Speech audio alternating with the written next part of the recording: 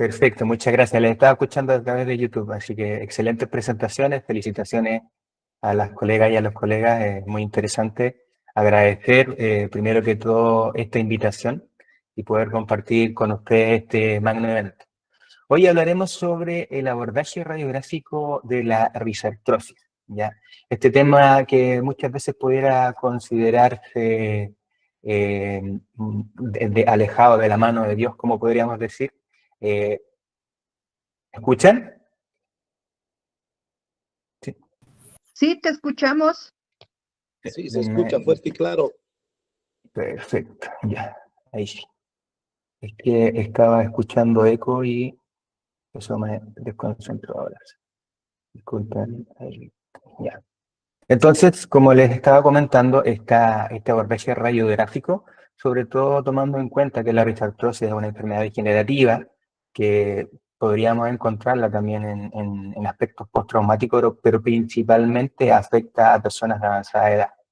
Y eso muchas veces presenta dificultades en la ejecución de los protocolos básicos radiográficos, ¿ya?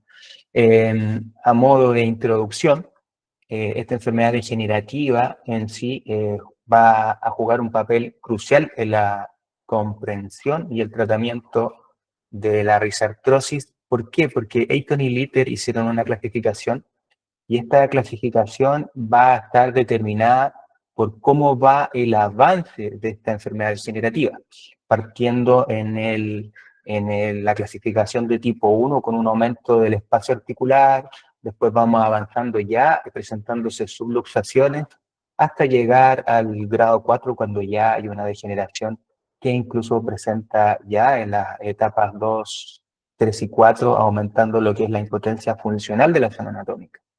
Entonces, muchas veces los protocolos radiográficos asociados al estudio de la articulación trapecio metacarpiana en un paciente con dificultad de movimiento suele presentar dificultades a los colegas para poder entregar un examen de alta calidad. ¿Ya? Desde este punto de vista, si indagamos en la bibliografía, vamos a encontrar, hay más estudios de los que están acá, pero estos son los más conocidos y los que más se utilizan. El método, por así decirlo, conocido como Gold Standard, que es el que más se utiliza al momento de evaluar la articulación trapecio metacarpiana, es el conocido como método de Robert modificado. A esto le siguen otros métodos que son menos conocidos, pero también en algunos lados utilizados y también los podemos encontrar en bibliografías como los libros clásicos que utilizamos para estudiar protocolos radiográficos como el Bontrager, ¿es cierto? O también como el Merritt. Estos 6 métodos, dentro de estos, el método 5, nosotros realizamos un estudio en base a una dificultad que se presentaba y que lo vamos a ver más adelante. Convengamos que para todos estos protocolos vamos a utilizar una distancia de trabajo de 100 centímetros y foco fino para poder entregar una mejor definición en estas estructuras anatómicas que son tan pequeñas y que necesitamos una buena calidad de imagen. Entonces, a modo de repaso, Robert, en ciertos inicios se hizo el estudio del pulgar como tal, pero a este método de Robert, que es para el estudio del pulgar, se hicieron ciertas modificaciones en las cuales participaron diversos autores, llegando finalmente a una incidencia de 15 grados hacia proximal, incidiendo en la articulación trapecio metacarpiana para poder despejar esta zona anatómica que tenemos ahí en círculo rojo, ¿cierto? Desde este punto de vista, esta proyección no tiene discusión de su efectividad porque para efectos de pacientes que son polivalentes, que no tienen dificultad de movimiento en la zona anatómica, es una excelente exploración, ¿ya? Sin embargo, hay otros autores como Burman que también presenta otra proyección que en este caso se va a realizar con una cierta hiperextensión de la muñeca, como vemos en la imagen, con una incidencia de 45 grados, que desde el punto de vista radiográfico presenta ciertas distorsiones y superposición de las zonas anatómicas, lo que lo presenta como un examen no tan utilizado. Lo importante aquí vamos a presentar al menos la mayoría de los estudios que se usan para ver cuál pudiera ser de mayor viabilidad, ¿ya? Entonces, para todas estas proyecciones, una técnica de exposición que muchas veces me preguntan, muy cercano a lo que utilizamos para una muñeca en posición lateral, esa técnica queda bastante bien, pero siempre revisar sus índices de exposición de acuerdo a los equipos con los que cuentan para ver que estemos en el rango que recomienda el fabricante, ¿ya?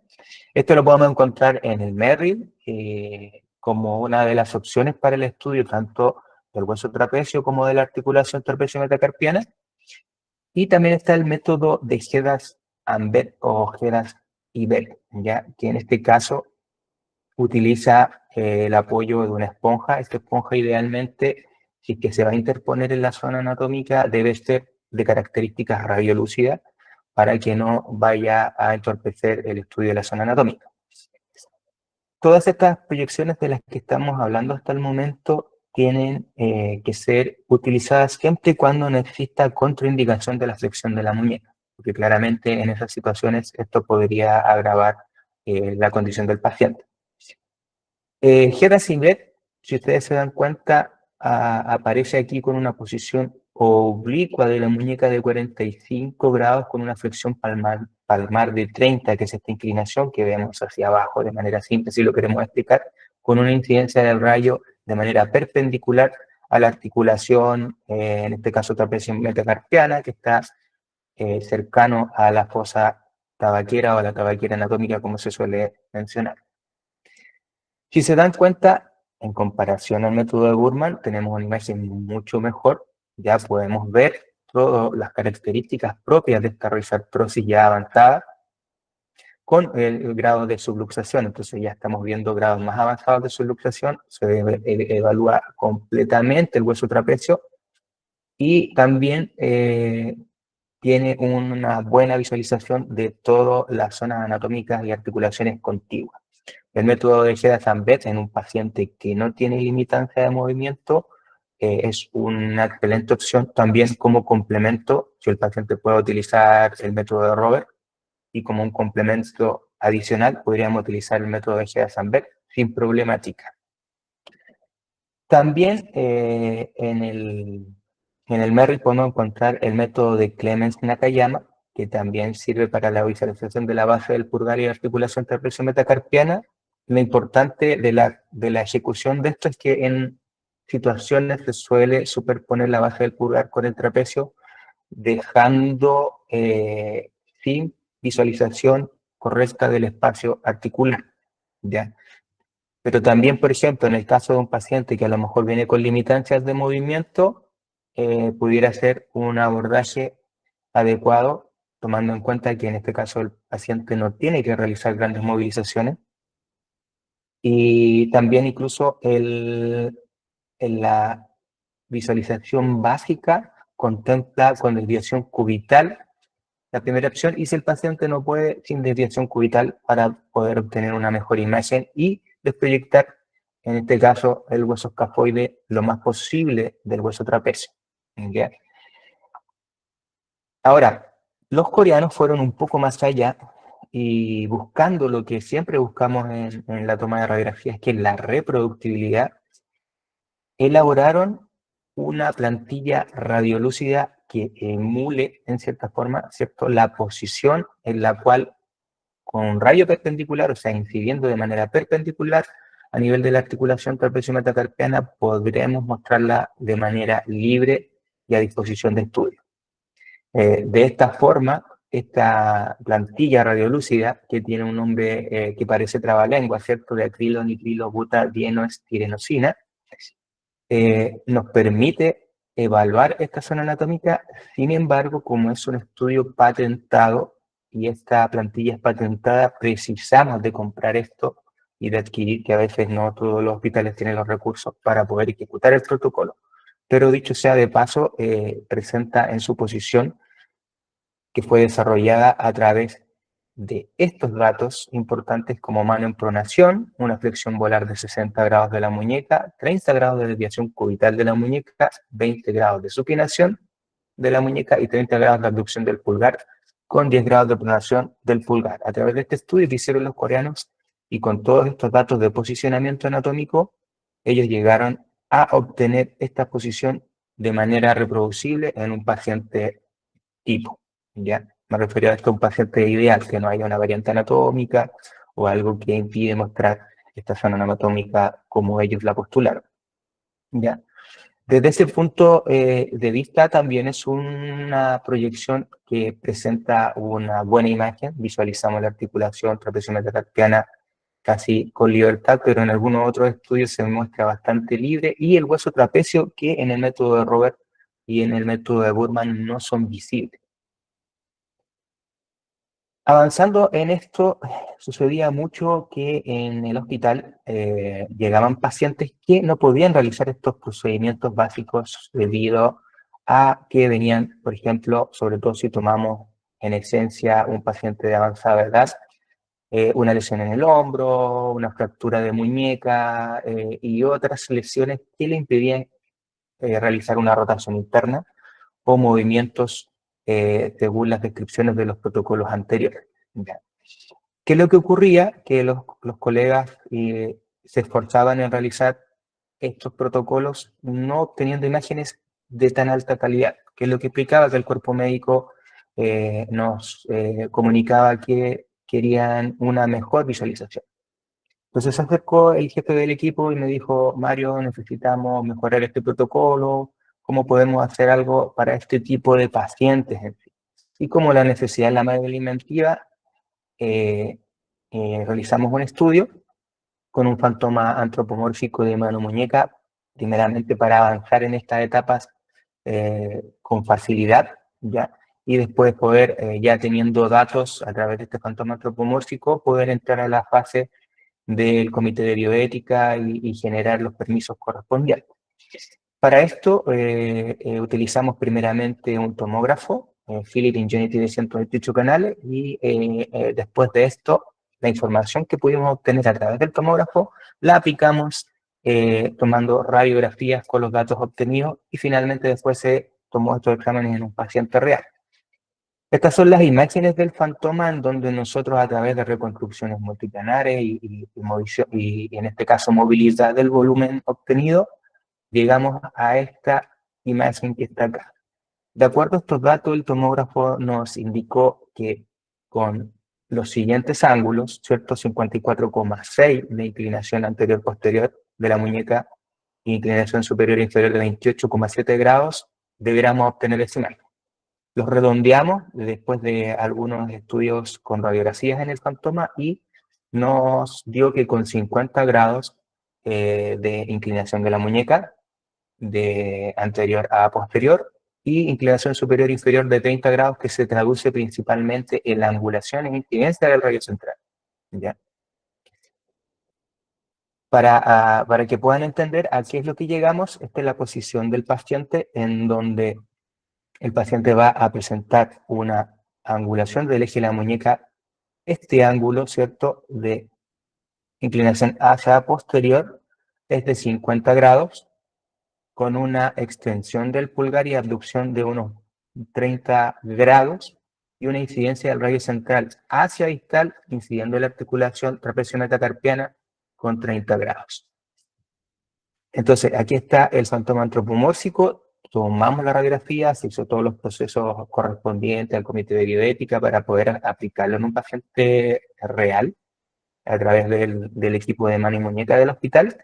Y esta es la primera imagen que obtuvimos a través del tomógrafo, que es a lo que queríamos llegar con la radiografía. Después de esto, tomamos la radiografía en el fantoma antropomórfico, y como dicen que la realidad supera la ficción, esta es la radiografía que tomamos en el primer paciente real, y si ustedes se dan cuenta, la visualización del espacio articular trapecio metacarpiano está completamente libre. Podemos ver todos estos signos de artrosis y de risartrosis como tal, y podemos visualizar también completamente el hueso trapecio, que es algo que no todas las proyecciones entregan. Es una visión, sí, a aclarar, que es una visión en una posición más oblicua, no es una visualización anterior-posterior o posterior-anterior como estudiamos en el método de Robert. Ahora, en este estudio se siguieron avanzando en estudios posteriores con esto. El equipo médico empezó a desarrollar y hacer casos clínicos respecto a esto mismo, después de validar y proyectar el estudio radiográfico. Y se dieron cuenta que en el método de Robert, si bien es cierto en un paciente que podía realizar la proyección como tal, no se visualizan los caracteres de subluxación que se caracteriza por Eyton y Gitter, ¿cierto? Sin embargo, en la proyección que acabamos de demostrar que estuvimos trabajando, sí se ve la subluxación y que es una información adicional que no se entrega en el método de Robert. Por lo tanto, se determinó que puede ser un complemento útil, además de, independiente de que el paciente pueda o no pueda, en este tipo de estudios sobre artrosclerosis. Finalmente, a través de Actedi hicimos la primera publicación de este método y en el año 2023 tuvimos la dicha de poder presentarlo en póster en el Congreso Europeo de Radiología. Esta es una imagen que me fue enviada recién, hace un par de días, por un colega que habían solicitado este método en su hospital, en donde también lo están utilizando para evaluar todo lo que tiene que ver también con fractura de Rolando, ¿cierto? También con alteraciones a través de la base del pulgar, y no solamente para lo que es la risartrosis. Ya, si nos damos cuenta, se visualiza completamente el trapecio y visualización del espacio articular. Así que Bennett y Rolando también ahí están ya en la lista. Ahora vamos a hacer una comparación de todos estos métodos para que ustedes puedan ver qué es lo que más les puede servir. Entonces, el método de Robert modificado, que es el método Gold Standard, que no tiene discusión en sí en su utilidad, utilizado ampliamente para estudiar la articulación trapecio metacarpiana. Lo importante en su ejecución es poder posicionar correctamente la zona anatómica de manera tal que no se metan los metacarpianos y podamos visualizar la articulación trapecio metacarpiana de manera correcta, ¿sí? El método de Burman suele ser descartado debido al grado de distorsión que presenta y la superposición que tiene también con las zonas anatómicas contiguas. Y el método de Clemens Nakayama, si bien es cierto, en algunos momentos se consideró, debido a la facilidad que tiene por la posición y el bajo impacto en la movilidad en pacientes que tienen dificultad de movimiento, la superposición muchas veces de la base del pulgar con el trapecio suele ser descartada también últimamente. Si seguimos comparando, ahora vamos a comparar el método de Heda-Sambet ya con el método que acabamos de ver, ¿cierto? Este es el método el cual conseguimos a través de este estudio con el fantoma antropomórfico, que se parece bastante al método de Heda-Sambet, tomando en cuenta la diferencia que en el caso de Heda-Sambet o también en el método coreano necesitamos de movilidad de la muñeca, y en el caso del método coreano necesitamos esta plantilla radiolúcida, ¿ya? Ahora, actualmente, ¿qué es lo que realizamos nosotros en el hospital para este tipo de casos? Cuando hay sospecha de risartrosis o fractura del trapecio también, que es una visualización bastante adecuada de esta zona anatómica, o también incluso en fracturas que afecten a la base del pulgar, si el paciente puede realizar el método de Robert modificado, se va a ejecutar el método como tal. Si no, también podemos hacer una inversión de este mismo, realizándola en modo posterior anterior, pero invirtiendo la incidencia de la. Se realiza un protocolo lateral y se adiciona el método oblicuo axial PA, que es el que acabamos de desarrollar, tomando 3 proyecciones, que es al menos lo que recomienda la bibliografía cuando estamos estudiando una articulación, ¿cierto? Toda estructura, al menos en 2 proyecciones opuestas entre sí, ortogonales, y cuando es una articulación se recomienda incluso hasta 3. Y en el caso de pacientes con dificultad de movimiento, vamos a modificar el método de Robert invirtiéndolo, vamos a tomar una proyección lateral y vamos a tomar este método oblicuo axial. Ahora, esto va a depender claramente de los protocolos que ustedes puedan implementar en su hospital y qué es lo que ustedes sientan que es de mayor utilidad en el proceso del estudio de la risartrosis o de alteraciones que afecten a esta zona anatómica. Ya, a nosotros nos ha sido de bastante utilidad y se está replicando en otros lugares gracias a la facilidad y a las buenas imágenes, obviamente teniendo claro la ejecución y la posición de las zonas anatómicas como tal. ¿Ya? Así que eso es lo que quería presentarles el día de hoy. Espero que esta información haya sido de utilidad. Es un tema bastante interesante, lo abreviamos un poquito tomando en cuenta la particularidad del tiempo y cualquier información que ustedes requieran, ahí está mi correo electrónico, mi número telefónico si quieren y también Radiología Activa, que es en este caso el Instagram donde suelo publicar información al respecto, congresos, simposios y todo lo que tenga que ver con el mundo de la radiología. Nuevamente agradecer la invitación a este Congreso Simbio 2025. Espero, ojalá, en una próxima ocasión poder estar de manera presencial y poder compartir con cada uno de ustedes. Les envío un abrazo afectuoso desde acá, Valparaíso, Chile, y espero verlos pronto.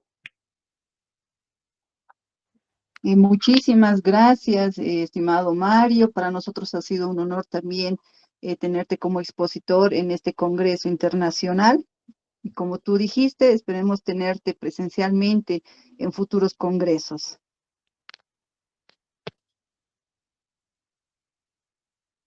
Un gran abrazo, estimado Mario.